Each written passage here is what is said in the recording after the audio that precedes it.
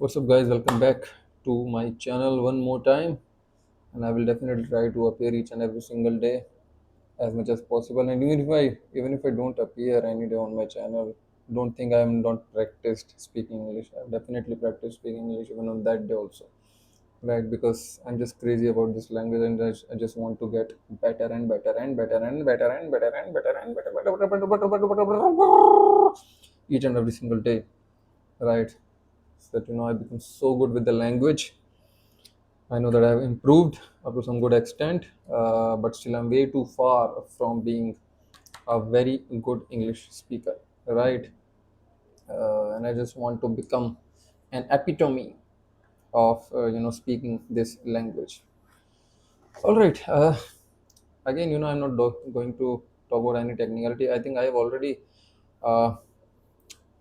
talked about most of the most important technicalities uh, of speaking English, of becoming a English speaker, right? So, see, in order to become a speaker, two things that I always do advocacy of, the two things that I emphasize on is uh, listening and speaking. The more we'll listen, the better we'll become as a speaker. There's no doubt about it. And very recently, few days ago only, I was watching a video. She was also talking about how we can get better at speaking English, and she makes awesome videos. Her English is fantastic, and at the same time, the kind of advices she gives, I respect her for that reason.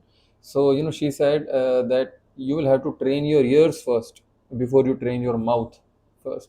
You cannot become a good speaker without becoming a good listener. So you'll have to listen to this language as much as possible, and the more and more you listen, and the better and better you will understand this language, the better a speaker you will become eventually. And it is bound to happen. There is no doubt about it. There is nothing denying this fact. All right, so yesterday I read this book, The Town Mouse and the Country Mouse. Here's the book, and again, I'm reading these kids' books, and I'm honestly speaking, so far I'm enjoying these books because they are very small, very tiny, hardly 6 7 pages, 7 8 pages hardly, and the story gets wrapped up into in this amount of pages only, and I'm just loving it.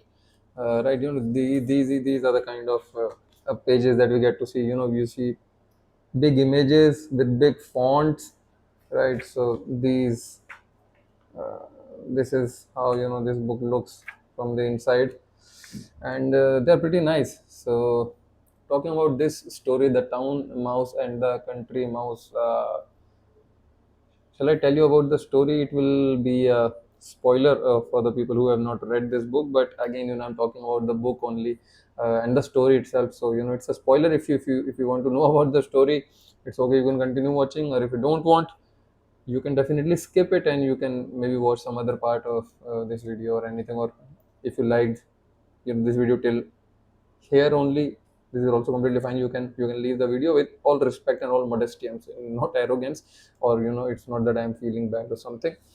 If you can please allow me a minute while I have some water, because I'm feeling some dryness in my throat. Just a minute.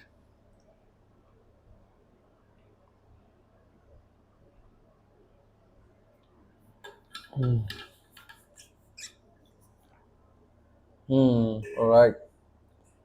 Yeah, so it's a very nice book. Basically, these two mice, whatever it's called, when there are more than one mouse, they're called mice, right? I read about this when I was very small in my school time, so now I can recall. Yeah, so basically, there is a town mouse and there is a country mouse. Both of them are friends, but it's just that both of them now live at very different places. One lives in the town, and another one lives in the countryside. Right. So what happens is the town mouse decides to meet his friend, his countryside friend, and he goes to his place. He visits his house, and the town mouse, because he has been in town for a very long time, so he knows about all the comfort and everything. He has experienced everything, so he is now very much used to the comfort of town, because he has a good house, and a lot of facilities and comfort is there, which the countryside mouse does not have. So when the town mouse visits countryside mouse, They definitely they greet each other really well. uh, they get so excited, so happy, and whatnot. And the town mouse basically sees the house of this countryside mouse and says, "Man, I mean, how do you live here? Because everything is, uh, what do you call it? Everything is not that good.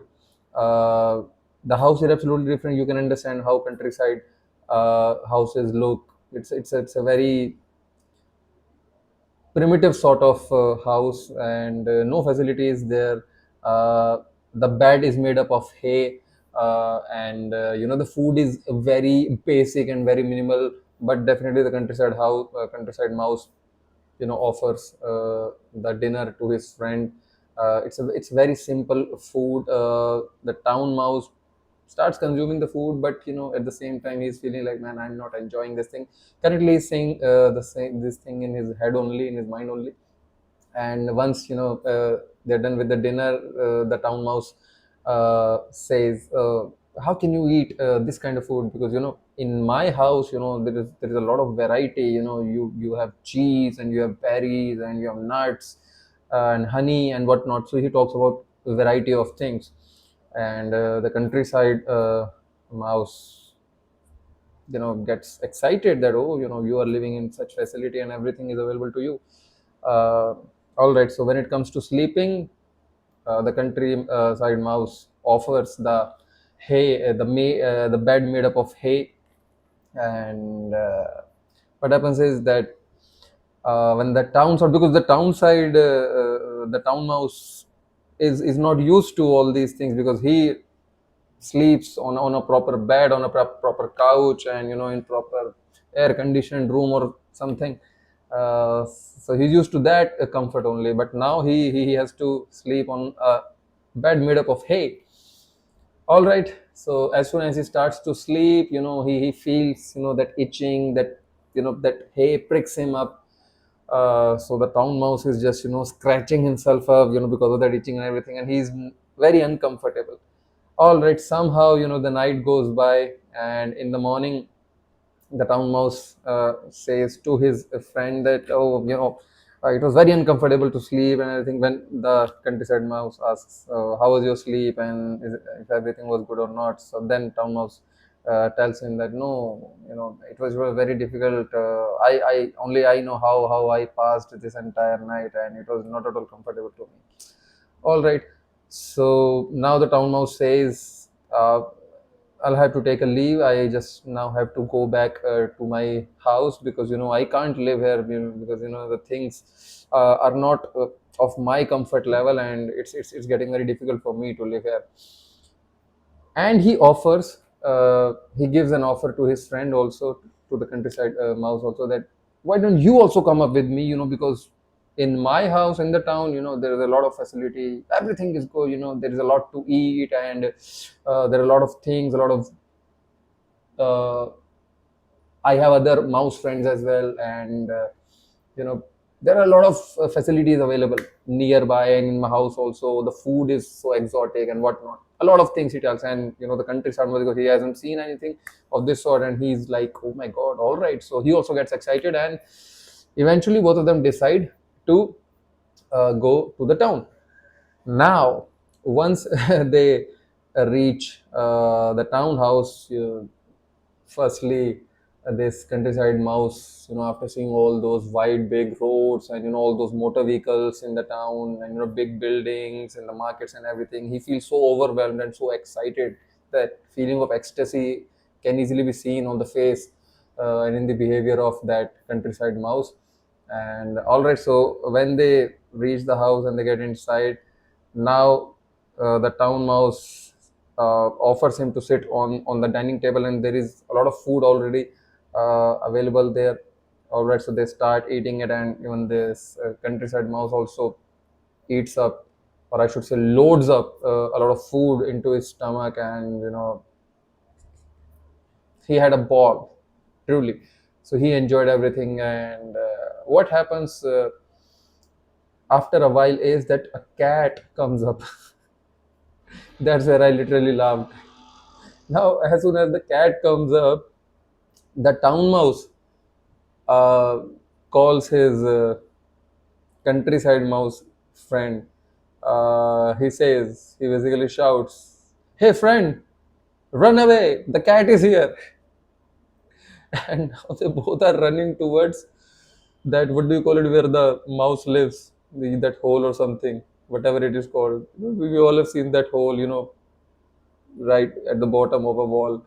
So a hole can be seen there, and the town mouse is calling his friend, "Hey friend, run as fast as possible! The cat is here!" They somehow run very fast, and they get into the hole, and now they are feeling so relaxed, and yeah, feeling so relaxed only.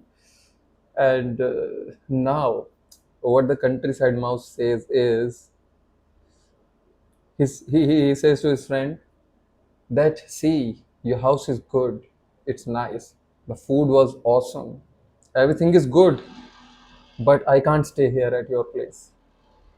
I want to go back to my countryside house only." And the town mouse says, "Why?" He says, "No matter how good your place is, and no matter how bad or uncomfortable my place is, at least at my place there is no cat who is after my life. Right? So I just want to go back to my place. Please let me go. We are friends. We will always be friends.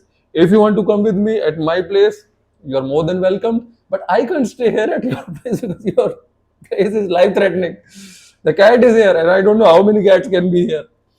Right. This is the exact the ending moment of this story, and this is the moment where I literally laughed, and this is probably the first book so far in this collection where I actually literally laughed, and I enjoyed the ending of a story. It doesn't mean the remaining books are not good. They are also very good. But it's just that, as far as laughing and that comedy is concerned, that I found in the ending of this movie. Movie, yes, there might be some movies also on this topic. The town mouse and the country mouse. See how good and appealing this image is, right? It's a quite amusing story, very very short story, but a very good read. I will read it at least a couple more times again, right? You can tell me how did you like the story of this book, and if you want to read this story, you can definitely find it maybe available on internet for free, maybe some ebook or something. And if you want to buy the hard copy, you can buy it on Amazon. I have purchased the collection of these 10 books from Amazon only. Let me show you all the books. They're very tiny books, very very thin books. I mean, these are 10 books, and collectively also, they are these thick only, right? And a single book is around this only, right? It's just like, uh, a greeting card, the thickness of a greeting card only, right? So very tiny books, very thin books, very short stories, but I personally, I'm personally loving it, to be very honest. Right. So yeah, it's a very nice book. The Town Mouse and the Country Mouse. Very nice one. Very nice one. The next story is probably going to be just a minute. Probably Treasure Island or the Three Billy Goats. I'm confused which one to read first, Treasure Island or the Three Billy Goats. I think I would go for the Treasure Island.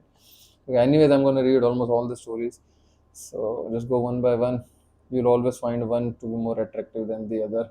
It always happens, Our mind thinks like this only, that, whatever we have, we start to consider it a bit inferior or a bit less useful or less important. This is how our brain works, and just understanding and just having the clarity of this thing, this very thing in our head is I believe a very important thing, and a very smart thing, wise thing. Uh, and yes, as far as speaking is concerned, uh, listen to this language as much as you can.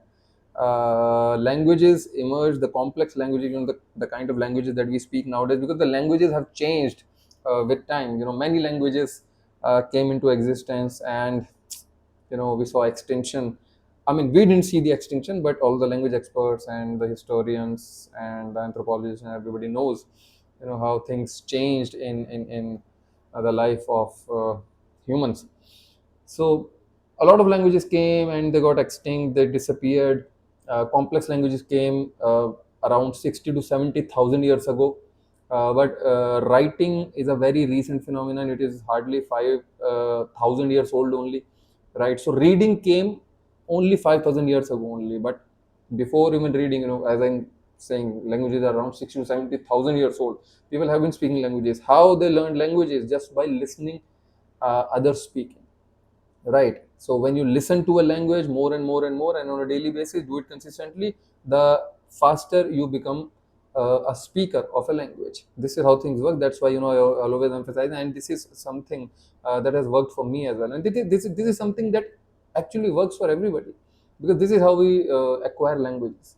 This is the only way, and probably the fastest way.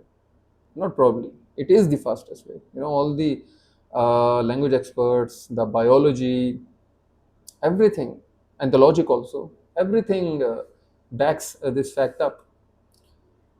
All right, listen more and more and speak more and more every single day, and you're definitely going to get better and better. And this is something that has worked for me. I was someone who couldn't speak or frame even a single sentence in English. Yes, that's God's honest truth.